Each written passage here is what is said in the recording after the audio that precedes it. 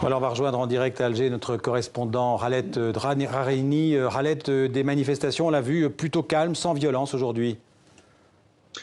Oui, Alger a renoué avec les manifestations aujourd'hui. Contrairement à celle de vendredi, il faut savoir que celle d'aujourd'hui a été lancée à l'appel du mouvement d'opposition Mouatana à la place Odin de midi à 14 heures. Mais le rassemblement a été violemment dispersé par la police. Ça n'a pas découragé les manifestants qui ont monté et redescendu la rue d'Idouche Mourad, un mouvement qui a perduré jusqu'à 15h30.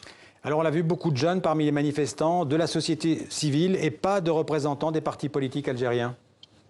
C'est le grand avantage et le grand sens qui est donné à ces manifestations qui ne sont plus politisées aujourd'hui, qui ne sont pas le monopole des partis politiques, de l'opposition ou de la majorité. C'est la société civile, c'est les jeunes Algériens qui sont sortis spontanément à l'appel d'une manifestation. Mais ce sont des jeunes, on retrouve des jeunes, des retraités, des fonctionnaires, des hommes et des femmes aujourd'hui qui sont démocrates et qui veulent que ça change. La prochaine démonstration, ce sera mardi avec les étudiants. Khaled, pas de réaction officielle encore ce soir du côté des autorités algériennes?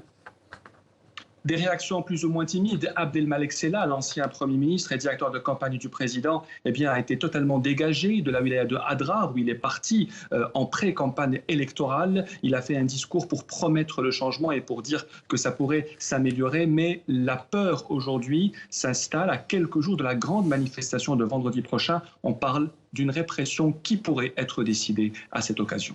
Merci Khaled Drareni en direct d'Alger. Et puis des centaines de manifestants ont aussi protesté ce dimanche en France, place de la République à Paris, contre un 5e mandat du président algérien. Une photo géante d'Abdelaziz Bouteflika avait été accrochée au pied de la statue, symbole de la République, des Algériens de France ou des Français d'origine algérienne qui veulent un président valide pour l'Algérie. Certaines banderoles dénonçaient aussi un pouvoir assassin en Algérie. Et Slimane Zeguidour, notre éditorialiste international, est avec nous dans le 64 minutes. Merci Slimane. Alors, 2 manifestations en 48 heures, c'est quand même assez inédit en Algérie. C'est vraiment une première depuis l'indépendance où on voit les gens manifester pacifiquement et proclamer que leur manifestation est pacifique. Jusqu'ici, c'était des émeutes plus ou moins dévastatrices qu'on connaissait. Mais des manifestations différentes quand même. Donc c'est un premier point. La différence entre la manifestation d'aujourd'hui au centre d'Alger et celle d'il y a 3 jours qui a été une dimension nationale, il y a eu 30 manifestations dans une vingtaine de villes. Donc la différence, c'est que la première manifestation l'appel a été lancé par les réseaux sociaux, anonymes. Donc celle-ci, c'est une formation plus ou moins informelle. Il y a des hommes politiques, des avocats, des intellectuels et des journalistes qui ont appelé. Et c'est pour ça que c'est un rassemblement un peu restreint, mais qui n'a pas été néanmoins dispersé avec force. Alors, est-ce qu'après ces 2 manifestations, le président candidat Bouteflika pourrait annoncer son retrait? Pour l'instant, ça paraît totalement inenvisageable. D'abord pour des raisons de culture historique, de culture politique. Le pouvoir en place à Alger depuis l'indépendance n'a pas l'habitude de faire mea culpa, de s'amender et encore moins de se déjuger. Donc si le président Bouteflika, le président sortant, était présenté, c'est pour le voir élu.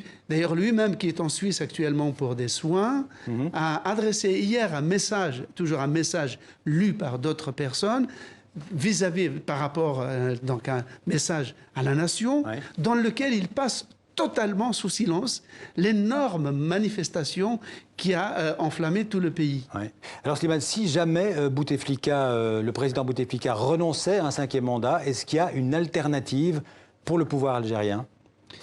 Pour l'instant, il n'y en a pas. Imaginez que, par exemple, la liste des candidats potentiels qui vont rivaliser avec lui devrait être close autour du 5 mars qui vient, donc dans une dizaine de jours. Eh bien, jusqu'à maintenant, les dizaines d'aspirants à la fonction présidentielle n'ont toujours pas complété leur dossier et rassemblé les signatures, alors qu'on n'est qu'à 7 semaines seulement de l'élection. C'est dire que jusqu'à maintenant, aucun candidat n'est homologué, reconnu comme concurrent du président sortant. Donc on ne sait pas comment le pouvoir algérien va réagir dans les Je pense que même le pouvoir lui-même ne sait pas de quoi demain sera fait.